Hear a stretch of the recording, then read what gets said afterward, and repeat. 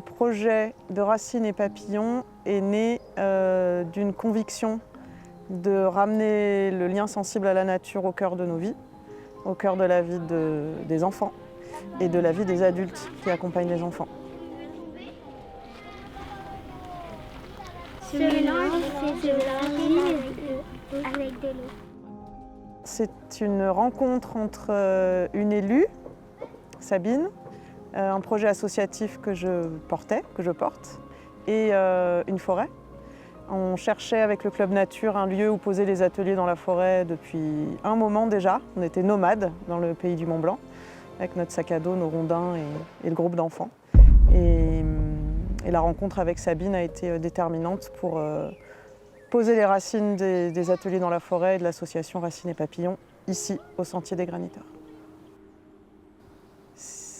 C'est comme une pièce d'un puzzle qu'on co-construit avec la commune, qui par ailleurs forme les professionnels de la crèche pour que les enfants aillent beaucoup plus dehors, soutient l'école pour faire la classe dehors. Nous, on intervient sur d'autres espaces. Donc c'est une pièce du puzzle parmi vraiment une politique communale autour de l'éducation par la nature globale.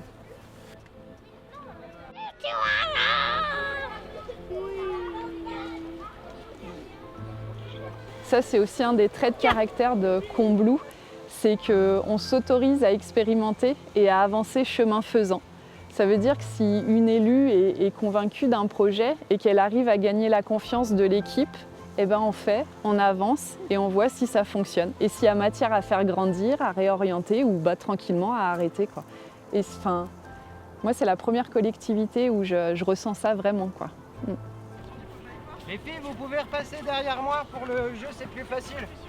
Parce que devant, je pourrais pas vous voir de toute façon. Ce projet-là, clairement, c'est un accord politique. Sinon, tu ne peux pas faire avancer. Et après, c'est des moyens techniques. Parce qu'il a fallu, si je prends l'exemple du canapé forestier, il a fallu déplacer des blocs de granit, il a fallu amener des morceaux de bois. C'est des humains convaincus et motivés par le projet. Ça, c'est une certitude. Et finalement, on se dit toujours que l'argent, c'est la clé de tout. Là, pas spécialement. Enfin, en tout cas, ce n'est pas un des leviers essentiels au projet, quoi. C'est plutôt du temps humain, de la technique et des matériaux. Mais c'est un projet de nature en nature, donc les matériaux, on apprend à les prendre là où ils sont, quoi.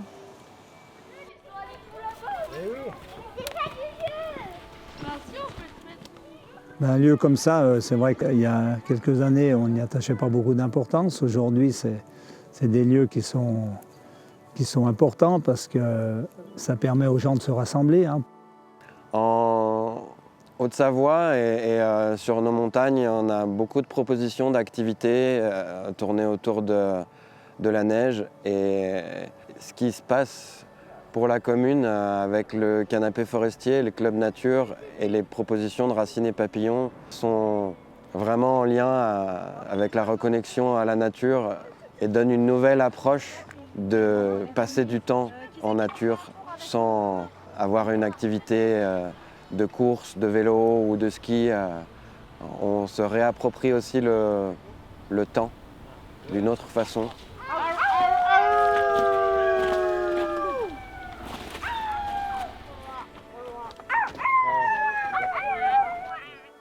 L'équipe de la crèche, il y a eu des aménagements, par exemple, l'extérieur n'est plus du tout aménagé de la même manière. On a mis beaucoup d'éléments naturels, tous les bacs à terre, copeaux, etc.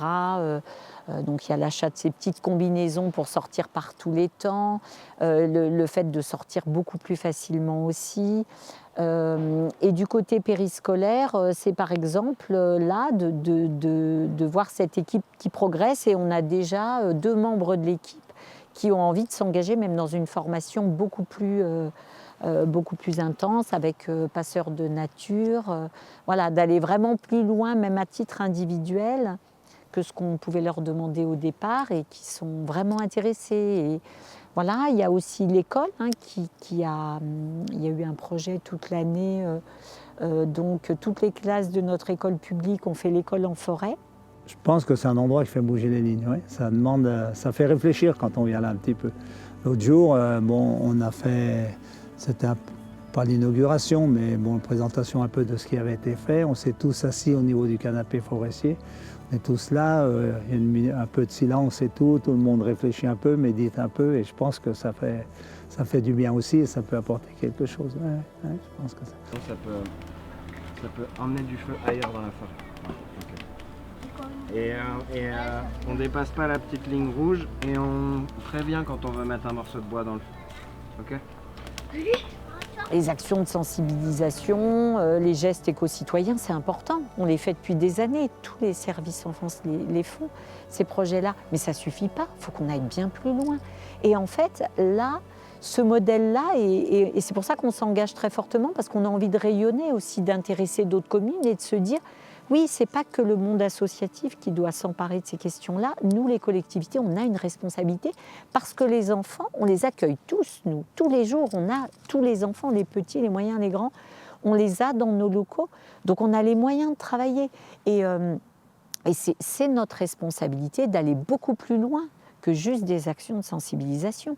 Et en fait, il faut construire un autre modèle. Et parce que l'enjeu, c'est la planète, c'est le bien-être, c'est le vivre ensemble. Et aujourd'hui, c'est des questions centrales.